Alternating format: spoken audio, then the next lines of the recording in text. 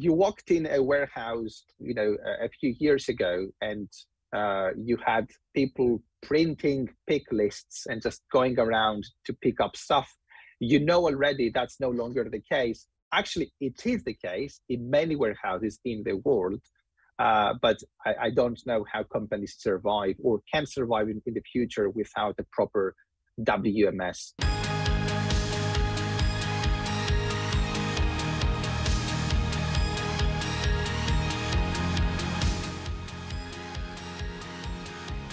Warehouses, they now become a key part of the overall consumer experience. And even though consumers don't know it, your order is very likely to start in a warehouse. And therefore, you want things to be seamless behind the scenes. But when things fail, it's when consumers realize and they complain and they're not happy anymore. So making sure that what is happening in the warehouse is flexible enough to cater for changing customer needs has a direct impact on the consumer satisfaction, even though the customers don't see what is happening in the warehouse. And to be honest, in a good logistics process, you don't want your customers to worry about what is happening in your warehouse. You just need to make sure that if they need something else, they will be able to get it. There are other aspects of warehouse management that I believe flexibility is quite important, especially in cases where your environment around you changes in ways you don't expect it to. So if you are a very traditional warehousing company and you do something every day for the past decades, you might have an argument that your environment doesn't change that much. You pretty much know your requirements, and maybe therefore flexibility is no longer that important for you. But then you see, in reality, you have all those events happening around you, from physical events like earthquakes and fires, to now biological events like COVID, or political events like Brexit, that you have no control over. And it's really hard to know whether that will have an impact on your demand going up or your demand going down, or your lead times changing, or maybe the very products that you're storing in your warehouse might themselves change because consumer requirements change.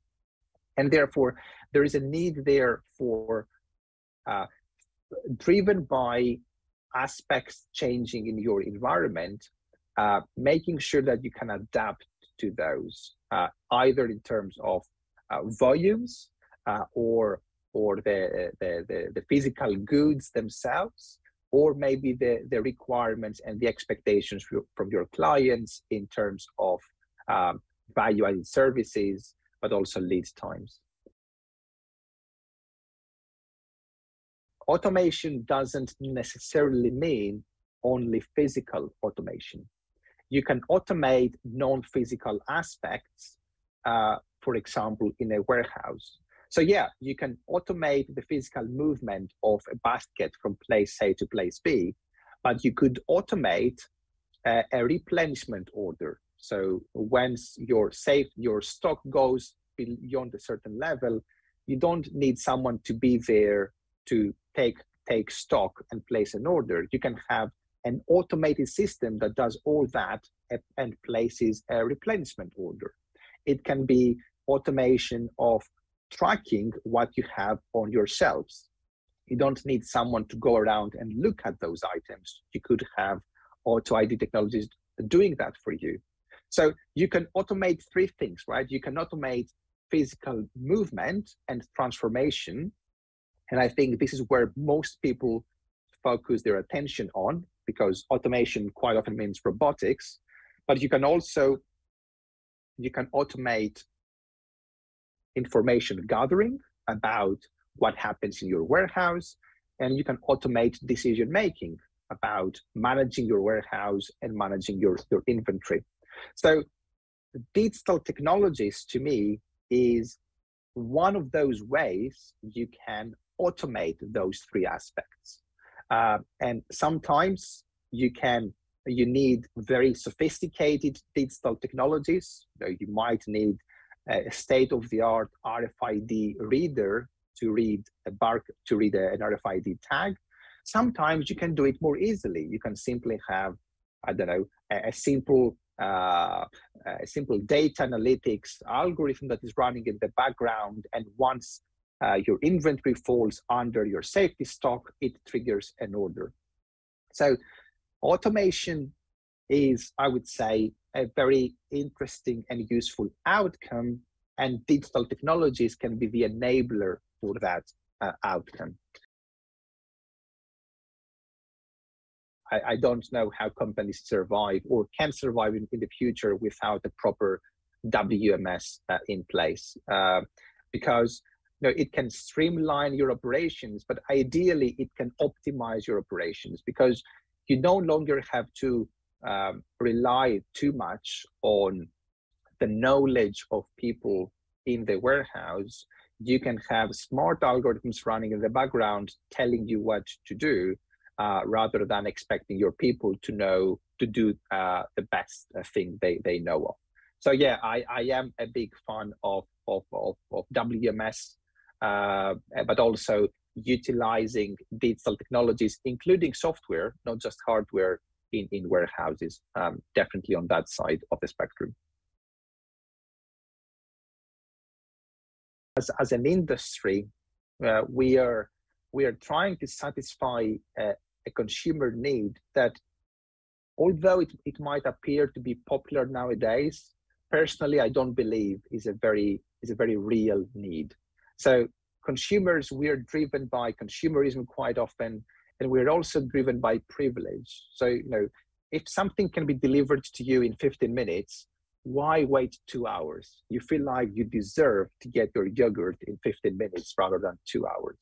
Or if you have paid something like Amazon Prime for next day delivery, even though you don't need that item for the following day, why wait for a week, right? You're now, it's like the company, you deserve it, or the company owes it to you to deliver for the next day.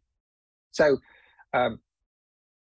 I think because speed is something nice that most people enjoy, and because speed is something that can be quite attractive to consumers, then companies have tried to adapt what they do to offer faster and faster and faster deliveries. But I'm getting the feeling that this is not a sustainable model, and eventually it's gonna backfire. I mean, you can now see in many countries companies who offer really like super fast and ultra fast deliveries failing because the business model isn't there, or the logistics costs are very, very, very high. And therefore the question will become, what is going to be a steady state that we're going to be at?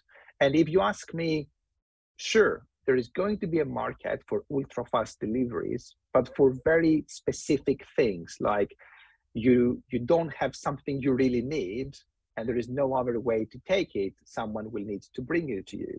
You forgot to buy a gift, you have a party and you don't have the candles, or you need to cook something and you cannot find milk or eggs. So there is going to be a market there, but it's not going to be an everyday operation for the consumers and the companies.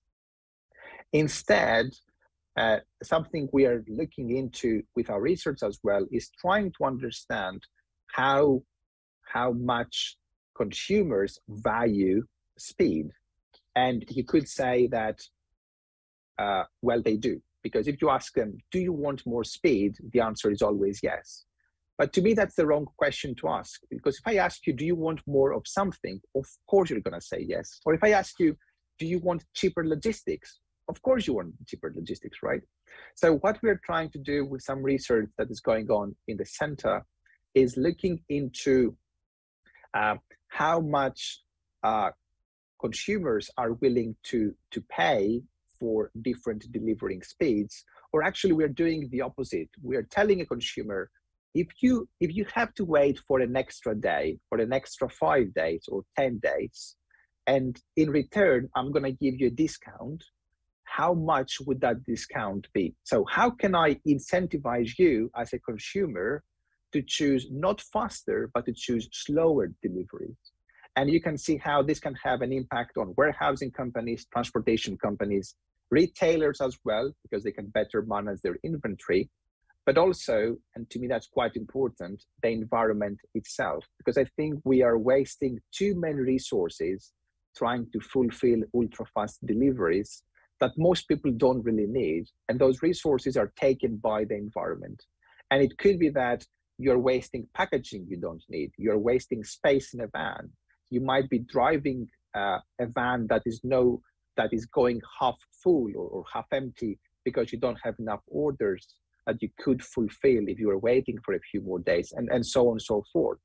So I think it's quite important, and eventually we will get there, I believe, as an industry. It's quite important to understand not only how can you make deliveries faster and faster, but potentially how can you incentivize people to make more, maybe slower decisions or more sustainable decisions overall.